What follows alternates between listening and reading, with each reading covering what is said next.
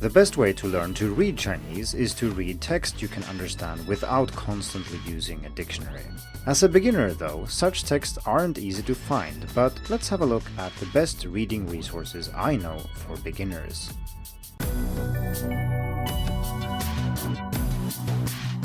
Hello and welcome to the Hacking Chinese podcast. In this week's episode, we are going to continue our discussion about learning to read in Chinese.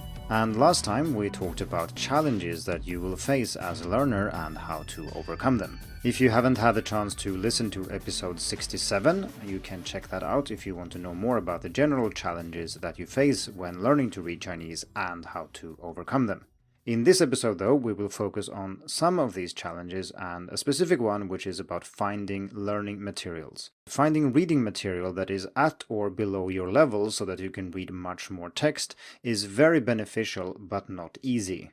You are essentially confined to materials that are written specifically for beginners because anything authentic will be too difficult, and even most materials written for beginners, including textbooks, will typically be too hard. They will contain too many new words, too much new grammar, and so on, and you will end up reading just a few hundred characters, even if you maybe spend hours. This is very far from extensive reading when you read a lot and you try to absorb the language automatically because you understand almost everything, and then absorbing the things you don't understand becomes possible. I'm not going to dwell too much on this point because we also spent an entire episode, number 16, talking only about extensive reading and why it is useful. So rather than just listing a few resources that I think are useful, I have grouped them into 7 different categories, and each category will then contain several specific resources that I think you might want to check out. So that means we are actually not looking at the 7 best resources, but rather the 50 best resources or something like that. But I doubt that many will complain that there are too many things to read, because indeed the problem is always that you don't have enough to read rather than the opposite. In this discussion of reading resources for beginners, I have included both those that are free and those that are paid. Because for some people, if you don't have money to spend, well, then you need free resources, otherwise you won't have anything to read. I understand that. But it's also important to know that if you are willing to pay, there are some resources that are just better, and that we can't really expect everything that is of the highest quality to be freely available. So, like I said, I will include both. But if you are only interested in the free resources, I suggest that you check out episode 33, where we talked about the best free reading resources, not just for beginners, but for everybody. Okay, I think that's enough of an introduction, so let's get to the first type of resource, which is textbooks. And I know this might sound a little bit boring, but bear with me.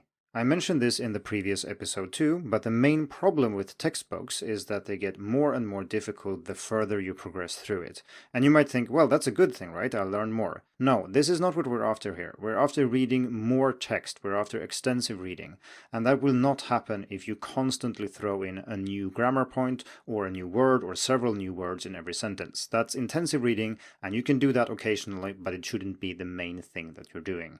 So why do I bring up textbooks here, which seems to be the opposite of what we want? No, not really. You can use more than one textbook. Let's say you have access to 5 textbooks, and of course you don't have to necessarily buy all of these. You can borrow them at a library, some of them might be available online, and you can purchase some of them if you want. So if you start with the first textbook and you study chapters 1 to 5, this will be like any other studying. There will be many new words, new grammar, and so on. And if you started learning Chinese yesterday, everything will be new. Not a single character will be known, and you will have to study a lot to get through the first 5 chapters. Fine. But now you move on to textbook number 2. You don't finish textbook number 1. You just do a few chapters in it. Then you move to textbook number 2 and do the same number of chapters. So you go through chapters, say, 1 to 5 in textbook number 2. Now, most of the vocabulary in this second textbook will overlap with what you just learned. And if this is a beginner textbook, almost everything will overlap because you learn the same greetings, the same basic pronouns, and so on in all of these books. So the dialogues that you read in textbook 2 should mostly contain vocabulary and grammar that you already know. And then you move on to textbook number 3, which will be even easier, and then to number 4 and 5 and so on until you get bored. Maybe you don't have to do 5 textbooks, you can do this with 2, 3 or whatever you want, but the point is that this is a great method of accessing content that is written with an extremely low number of characters, which is otherwise quite difficult. So which textbooks do I recommend? This is a very tricky topic. I haven't looked at all the available textbooks, obviously, and each person's situation is different and preferences are different and so on. But if we look at the most popular textbooks, I think Integrated Chinese ranks very well. It comes in a simplified and a traditional edition. It has workbooks and so on that I don't think are very good. But the main textbook is pretty good for self-studying. This is a good book to have as your starting book, the one where you're supposed to actually learn these things and understand them. Another popular textbook series is New Chinese Practical Reader, which also comes in simplified and traditional. And then we have textbooks which are popular in Taiwan specifically, such as A Course in Contemporary Chinese and Practical Audiovisual Chinese. Since the idea here is to use these textbooks mostly for reading practice, or listening practice, you can do the same thing for listening, obviously, the quality of explanations, exercises, and so on doesn't matter that much because that's not what you're using these textbooks for anyway. So just find something you can get for free, something you can find cheaply, or maybe borrow at a library. There are literally hundreds of textbooks out there, and it doesn't really matter which you get. Let's continue to reading resource number 2, which is graded readers. So graded readers are books that are written with a specific vocabulary level in mind. And when it comes to Chinese, this is usually measured in characters or words. And the relationship between these two depend on your level, but to give you some idea, Level 1 of the new HSK, that's a proficiency test for Chinese learners, contains 300 characters but 500 words. This conversion is not perfect and it changes the more you learn because the number of new characters will decrease but the number of new words will increase. So graded readers are the opposite of textbooks that become more difficult the further into them you get. A graded reader becomes easier the further into it you get. Because once you learn the words that are crucial for this particular story and setting, there really shouldn't be that many new words to worry about. The purpose here is not to introduce more words and new grammar all the time. Instead, it is to write engaging content using the words and the grammar that you already know. So as you keep reading, it becomes easier, which allows you to cover more text. Graded readers are typically also much longer than the texts and dialogues you see in textbooks, so a single graded reader might contain more actual Chinese reading material than an entire textbook does. There are many graded readers out there that are good, but they all require you to have a certain amount of vocabulary under your belt. So first off is Mandarin Companion, and they start their breakthrough level at only 150 characters. So naturally, if you started learning Chinese last week, these stories will still be quite difficult, but they are among the easiest you can find. I will put a link to my review of Mandarin Companion in the description. Another graded readed series is Chinese Breeze, and their lowest level is 300 words, so that is slightly more difficult than Mandarin Companion's Breakthrough, but still fairly easy. We also have Sinolingua's Rainbow Bridge, which starts at a similar level. Let's continue to reading resource number 3, reading apps. And these are apps that are specifically meant to provide you with reading content of different kinds, which are typically graded in the same way as graded readers are, but not as carefully, and the quality can vary quite a lot. Many of these apps seem to focus on producing a lot of content rather than just a few texts that are very carefully produced. So if you want something with very high quality, I suggest you look at printed books rather than these apps. But these apps can still be great because they provide you with bite-sized chunks of Chinese that you can read, and it's also much easier to get started with something like that. It feels less daunting, etc. Most of these apps also have various forms of scaffolding, such as built-in dictionaries and other things that can come in handy. Now I'm going to recommend some apps in this category, and if I find any discounts to access premium versions of these apps, I will make sure to put it in the written article that comes with this podcast episode. So please check the description. So first out is Do Chinese, which is an app that offers you bite-sized reading and listening, and they have a variety of topics on different levels. The app also has the smoothest interface of all these, and it's a pleasure to use. Next up is the Chairman's Bao, which focuses on easy-to-read news, specifically written for beginners. We also have WordSwing, where I have spent a lot of time developing text adventure games, and most of these are on a slightly higher level, but there are easier games too, and the game Escape is completely free to play. That's it for reading apps. Let's move over to reading resource number 4, vocabulary apps. So these are strictly speaking not apps for reading, but when you are at a very low level, acquiring some basic vocabulary is kind of necessary to be able to read anything, and it is worth pointing out that some vocabulary building apps can be useful to use. And I don't mean that as reading practice in itself, it's more a support, so maybe it's kind of cheating to putting it as a reading resource here. But since it is so useful, I'm going to do that anyway. In this category, we have some apps that are like Duolingo but actually suited for learning Chinese, such as Chinese Skill, which you can use to build basic vocabulary and some grammar. We also have a number of flashcard apps, such as Pleco, which also is a very good dictionary that you should definitely check out, Anki, which is completely free and very flexible, and Skritter, which is especially good for writing characters.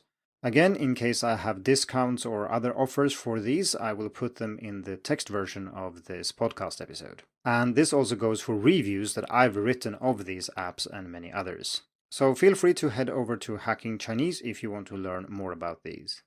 Reading resource number 5 is reading websites, and this is just a general category for sites that offer different kinds of reading, and these are a little bit between graded readers and apps, so they offer the same kind of content as the apps, but they do it online. Most of the time, these are used to advertise other services such as tutoring or courses of different kinds. The ones I recommend here are completely free though, and you can of course just ignore the other parts of the service if you want to. So a couple of suitable ones that I recommend for beginners are Mandarin Bean, Chinese Reading and Comprehension, Chinese at Ease, Chinese Reading Practice, Yes Chinese, and My Chinese Reading. And as you probably noticed there, these websites are called almost the same thing and it's hard to keep track of which is which. But you should check all of them out, they all have their pros and cons. And like I said before, there are links to all of these in the article on Hacking Chinese, so you can check them out for yourself.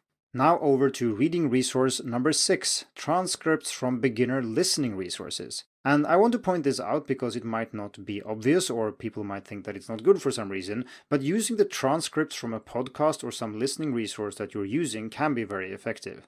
The dialogues that most beginner podcasts consist of are actually quite suitable for reading material. And yes, of course, there is a difference between formal written Chinese and colloquial spoken Chinese, but as a beginner, the difference is not something you need to worry about at all. Anything that you learn will be useful both for spoken and written Chinese, and once you get to an intermediate or even advanced level, well, then it makes sense to try to figure out how can I write more formally if you need to do that. But as a beginner, like I said, you don't need to worry about this, so using spoken sources actually works quite well.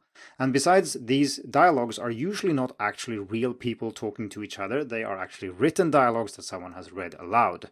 So they are actually more like reading material to begin with. Of course, if you were to actually record the conversations of native speakers and write them down in a transcript format, that wouldn't really be very suitable because authentic texts are very difficult and these speakers will use lots of words that you've never seen, and writing them down, well, maybe it becomes a little bit easier, but still it is going to be much harder than anything you find in a textbook, for example. One thing I want to mention here is that many podcasts offer the audio episodes for free, but then charge for things like transcripts and exercises. And in this case, since we're talking about reading, it is actually the transcripts that you're after. So to use this resource, you should expect to pay. And if you're doing that, you should probably also consider what kind of listening resources you need, and then simply use those for reading practice as well. Like before, I don't want to get into too much detail on each of these resources, so head over to the article on Hacking Chinese if you want that. But a few podcasts that I recommend are Chinese Pod and iMandarin Pod. I should also mention that there is an issue with many of the podcasts in that they say that they have novice or elementary episodes, but when you look at them, they are typically much harder than an elementary textbook would be, and so most podcasts that I would normally recommend for listening practice are actually a little bit too hard if you just started learning. And they will also be more like an audio course in that they teach you about the grammar and so on. And that's not really what you want. We're only after the Chinese content here. And often, like I said, that tends to be a little bit too difficult. This means that we have now reached reading resource number 7, which is interactive reading for beginners. And I bring this up here because I think it's important to remember that the purpose of language is to communicate, and that interacting with other people can be very good for both learning and motivation. And doing this is pretty simple because you can just use a text chat on your phone or an app or email or some other platform. It doesn't really matter. Naturally, you need someone to chat with, and here there are several options depending on what your situation is like. But first, if you have friends who speak Chinese, you can start text chatting with them. If they know that you just started learning Chinese, they will be able to adjust their language somewhat and make it easier for you to understand. Now, not all native speakers are good at doing this, and not all are willing to do it either, so it's not something you should just expect people to do, but you can find great chatting partners this way, if you already have friends who speak Chinese.